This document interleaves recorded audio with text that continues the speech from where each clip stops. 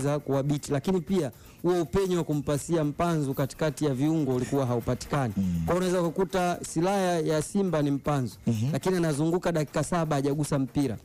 Kwa hiyo unaona kabisa timu inakuwa inakosa muungano. Kwa hiyo Simba ni timu ambayo ukiangalia ina wachezaji mmoja ambao wana vitu vyao ambavyo vimeseti namba zao kwenye ligi.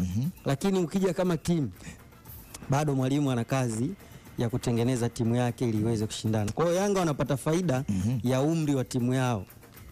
Sio yani umri wa timu, kwa maana wachezaji wengi ambao wamekaa kwenye timu na wamekuwa wakijazia watu mmoja ambao wamekuwa wakiingia na kukuta tayari kuna msingi na wao wamekuja tu kuongeza ile quality ambayo wameileta kwenye timu. Okay, tukirejea hapo kwenye mchezo wa jana, kumekuwa na mijadala pia na kwenye video vyetu vya kidigitali, magrupu ya WhatsApp huko na nini, sio? Yeah. Kipindi cha kwanza ni kama kuna namna ambavyo Simba walibishana na Yanga. Yeah. Kwa nyakati fulani kwa 15 au kwa sababu Yanga hawakufunga kipindi cha kwanza. Kwa hiyo ulikuwa unaona kuna ubishani? Au tulikuwa tunaangalia tofauti? Dakika 10 za mwanzo Simba walibishana. Simba hawajabishana bana jana. Mechi ya jana Simba hawajabishana. Ilikuwa tu Yanga hawajafunga kipindi cha kwanza mpaka kinaisha. Kumbe kwa mimi nilivyokuwa natazama okay, lakini kuna namna ambavyo timu ilikuwa na balance sahihi kwenye eneo la kiungo alipokuepo Yusuf Kagoma.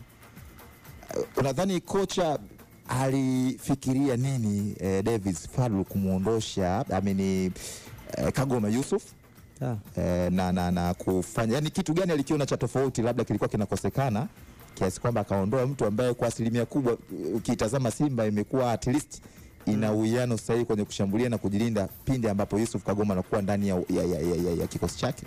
Inawezekana ilikuwa ndo kosa la kiufundi la kwanza la Fadlu kwenye mchezo wa jana.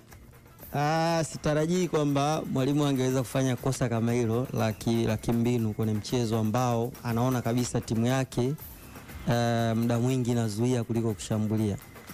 Kwa mimi nikiwaza mimi kama mwalimu nawaza nje ya mawazo ya wadau kwamba inawezekana wakati Kagoma anakwenda kucheza mchezo huu hakuwa kwenye hali nzuri, lakini kwa sababu ndio muhimili ilibidi lazima acheze. Sasa kama mwalimu ameona muda ambao kashatumika, tunaweza tukaendelea kumpatia labda changamoto zikazidi ambazo anazo, ni afadhali akampumzisha. Na ndio maana utaona hata kupumzika kwake Simba ina viungo wengine wengi, lakini bado mwalimu alifikiria Hamza anaweza kuwa mbadala mzuri. Kwa nini? Kwa sababu naye ana tabia za kiulinzi, ni beki lakini ambaye pia huwa anacheza mbele ya walinzi kwa maana kama kiungo wa kuzuia. Kwa hiyo alifikiria kwamba Kagoma hawezi kuendelea na mchezo huu, lakini tunahitaji mtu ambaye atakuja kutupa kile ambacho Kagoma alikuwa anatupa. Ikabidi amuingize mlinzi wakati kuweza kucheza eneo lile. Kwa nini? Kwa sababu anaamini namna ambavyo timu yake inacheza. Utampeleka Kapombe juu, utampeleka Mohamed Hussein, siku hizi haondoki sana. Utampeleka Kapombe juu ambaye kwa nini haondoki sana? Kimbinu, yani hiyo ni kimbinu tu, mabadiliko. Kwamba tukiwa tunacheza mpira basi Kapombe ndo anakuwa wa kwanza kabisa kuondoka. Mohamed Hussein ataondoka kadri mpira unavyosogea maeneo ya mpinzani. Lakini unahitaji sasa nani ambaye atakuwa wa kwanza kukatiza kwenda huko ambao Kapombe katoka, au beki wakati anapokatiza kwenda kwa Kapombe naye atakava ile nafasi. Kwa maana unakuta kwenye timu ya Simba Kagoma muda wote amekuwa ni kiungo ambaye anategemea kufanya hivyo. Wa viungo wangapi wa Simba wana tabia hizo? Utakuja kugundua kwenye benchi lao lote hamna kiungo mwenye tabia hizo za Kagoma. Kwa hiyo mwalimu alifikiria kumuingiza defender. Bahati mbaya tena akatakiwa tena kufanya mabadiliko mengine. Yaani yule Hamza ambaye aliingizwa ili acheze kama Kagoma ambavyo kazi huwa anafanya, ikabidi arudi kucheza beki wakati. Kwa hiyo akawa tena pale ndani sasa ana viungo lakini wote ambao wanatamani mpira ulipo na wao wanakuepo. Kwa hiyo inakuwa ile balance ya mpira ukipotea nani anakuwa wa kwanza kuzima mashambulizi ikawa inakosekana. Kwa hiyo nadhani ni mabadiliko ya lazima. Kama ambavyo mwalimu amefikiria namna ya kuendana na hilo changamoto.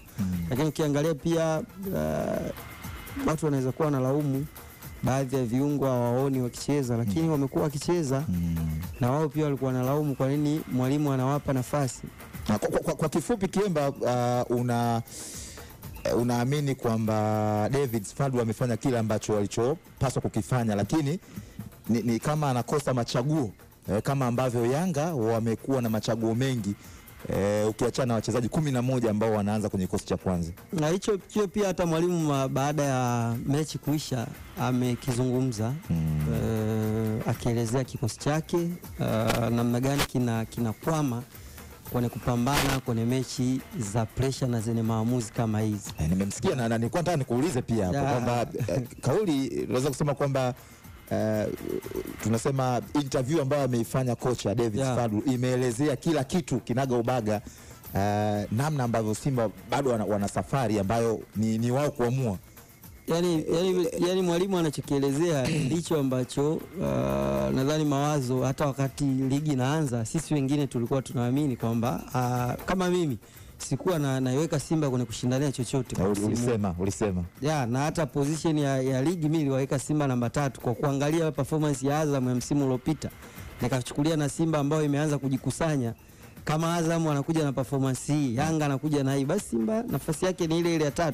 Lakini Azam kateleza, Simba amepita. Hicho ndicho ambacho inawezekana kiliwafunga macho washabiki wengi wa Simba na kuona kama timu iko tayari kwa sababu pia imecheza finali ya shirikisho. Kwa hiyo kwangu mimi nadhani mwalimu ameelezea kikosi na mapungufu ambayo anayo na ameelezea kwa yeye mpaka anafika Simba wachezaji ambao amesajili na yeye akiwepo ni watatu ni Kamara, Ateba pamoja na Mpanzu. Hao ndio wameingia wakati mwalimu yupo. Kila wengine wote mwalimu amewakuta. Kwa hiyo ametumia rasilimali ambazo amezikuta. Lakini Kemba mimi nadhani hiyo haiwezi kuwa excuse. Unajua kwa nini naweza kusema kwamba haiwezi kuwa excuse?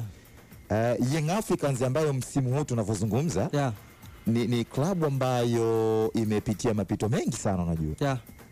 Nafikiri huyu ni kocha wa 3 ambaye anaifundisha club. Ukimhesabia na Gamoni, ukimhesabia kocha ni 4 kiwasa. Ukimhesabia na kocha ambaye alisimamia mechi moja alitoka KMC.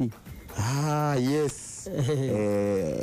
Mwalin. Yes, 4. So bado yani unaona nadhani sasa tuwaze vingine tofauti kidogo. Issue ya kusajili mimi kwangu naweza kusema kwamba sio issue. Sawa, anasema niliingiza wachezaji 3 sio issue. Na wala yeye ajitetei kwamba kwa sababu hajasajili. Anachojaribu kueleza ni kwamba daraja la wachezaji ambao yuko nalo halimpi nafasi ya kushinda.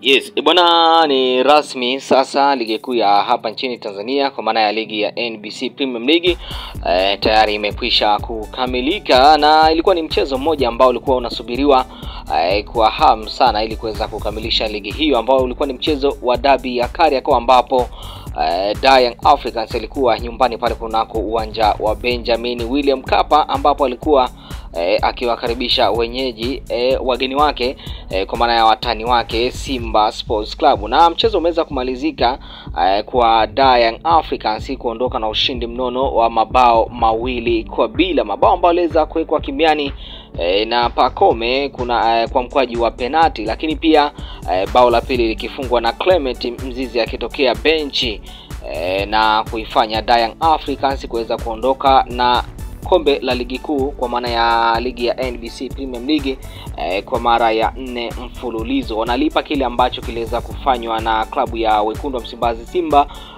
kunako misimu ya hapo nyuma. Tunakumbuka Wekundu wa Msimbazi Simba pia alichukua mara 4 mfululizo, ndipo Young Africans akaenda kuchukua, na ni rasmi sasa Young Africans ameenda kufikia ile rekodi ambayo iliandikwa na klabu ya Wekundu wa Msimbazi Simba. Young Africans wamefanikiwa kukusanya alama 82, lakini pia wakiwa wamefanikiwa kufunga mabao 83, lakini Wekundu wa Msimbazi Simba wao bana wamefanikiwa kukusanya alama 78, lakini wao wakiwa wamefanikiwa kufunga mabao 69, huku nafasi ya 3 ikishikiliwa na Azam FC ambao wao wamekusanya alama 63, lakini wakiwa wamefanikiwa kufunga mabao 56. Nafasi ya 4 yupo Singida Black Stars ambaye yeye amekusanya alama 57, lakini akiwa amefanikiwa kufunga mabao 45. Hao ndio ambao wataweza kuipeperusha bendera ya Tanzania kunako michuano ya CAF Champions League pamoja na CAF Confederation Cup. Young Africans pamoja na wekundu wa Msimbazi Simba wao wataenda kuipeperusha bendera ya Tanzania kunako michuano ya CAF Champions League, huku Azam pamoja na Singida Black Stars wao wakipeperusha bendera ya Tanzania msimu ujao kunako michuano ya kombe la shirikisho kwa maana ya CAF Confederation Cup. Moja kwa moja ligi imekwisha kutamatika. Kwa hiyo hivi sasa tunasubiria sasa maandalizi ya vilabu hivi kuelekea msimu ujao. Hivi sasa tunasubiria sasa tuone zile tetesi za usajili ambazo zitakuwa zinaendelea baina ya vilabu hivi vikubwa hapa nchini Tanzania, na mimi nitakuwa nikuletea zile tetesi zote za usajili ambazo zitakuwa zinaendelea kunako hapa nchini Tanzania. Kwa hiyo vizuri kabisa, lakini cha msingi kama bado hujasubscribe bado una nafasi ya kuweza kusubscribe.